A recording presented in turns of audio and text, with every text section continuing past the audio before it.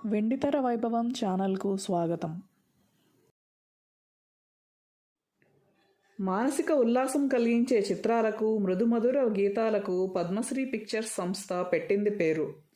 విరిసిన పద్మంలో నుండి అందమైన పూర్ణకుంభంతో స్వాగతం పలికే యువతితో కూడిన లోగో అత్యంత ఆకర్షణీయంగా ఉంటుంది. పి. పుల్లయ్య, శాంతకుమారి ఈ సంస్థ అధినేతలు.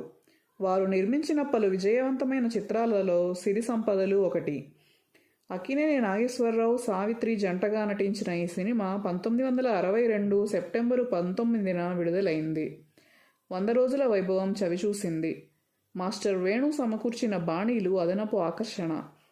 నాగయ్య, గుమ్మడి, రాజనాల, రేలంగి కీలక భూమికలు ధరించారు. సిరి సంపదలు కథానాయకుడు ప్రసాద్ తొలుత కళాశాల విద్యార్థి, ఎంతో చురుకైనవాడు. తన తండ్రిపై మేనమామ వేసిన నిందను రూపుమాపుతాడు. ముగ్గురు మరదళ్ల అపార్థాలను తొలగిస్తాడు. వారికి అండగా నిలుస్తాడు. మారువేషాలు కూడా వేస్తాడు. ఇది క్లుప్తంగా ఈ చిత్ర కథాంశం. చలం, శాంతకుమారి, రమణారెడ్డి, వాసంతి, గిరిజ, జూనియర్ సుబ్బారావు, సూర్యకాంతం, ప్రభాకర రెడ్డి, సురవి బాలసరస్వతి, చదలవాడ కుటుంబరావు ఇతర పాత్రధారులు. ఈ సినిమాకు రచన పినిశెట్టి శ్రీరామమూర్తి, ఛాయాగ్రహణం మాధవ్ బుల్బులే, పాటలు ఆచార్య ఆత్రేయ, శ్రీశ్రీ కొసరాజు సమకూర్చారు. కళ ఎస్. కృష్ణారావు, కూర్పు శంకర్ నిర్వహించారు. నిర్మాత వి. వెంకటేశ్వర్లు. స్క్రీన్ ప్లే దర్శకత్వం పి. పుల్లయ్య. పంపిణీదారులు Vijaya pictures, Andhra ceded, east India films, Mysore Nizam. కథానాయకి పద్మ పాత్రలో సావిత్రి నటన ఎంతో బాగుంటుంది. విషాద సన్నివేశాల్లో ఆమె వేదనాభరితమైన అభినయం మాటలకు అందనిది. మాస్టర్ వేణు అందించిన స్వరాల్లో ఈ పగలు రేయిగా పండు వెన్నెలగా మారినదేమి చెలి, ఎందుకో సిగ్గెందుకో పాటలు గత 60 సంవత్సరాలుగా సంగీతాభిమానులను అలరిస్తూనే ఉన్నాయి.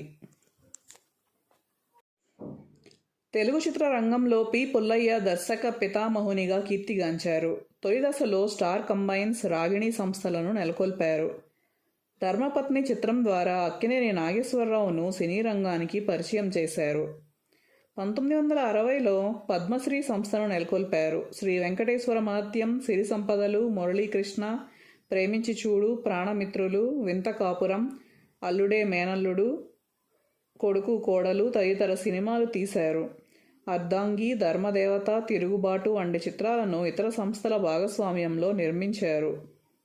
సిరి సంపదలు జాతీయ పురస్కారం సాధించింది. పద్మశ్రీ సంస్థ కీర్తి పతాకాన్ని రెపరెపలాడించింది. పి. పుల్లయ్యకు ఏ అవార్డులు లభించలేదు. అయినప్పటికీ వారి సంస్థ పేరు పద్మశ్రీ కావడంతో సినీ రంగ ప్రముఖులు ఆయనను పద్మశ్రీ పుల్లయ్య అని పిలిచేవారు. సంస్థ పేరు ద్వారా పి. పుల్లయ్య ఈ ఖ్యాతి దక్కించుకున్నారు. మరిన్ని సినిమా విశేషాల కోసం మా ఛానల్ను సబ్స్క్రైబ్ చేసుకోండి. నోటిఫికేషన్స్ కోసం బెల్ ఐకాన్ను క్లిక్ చేయండి. Subscribe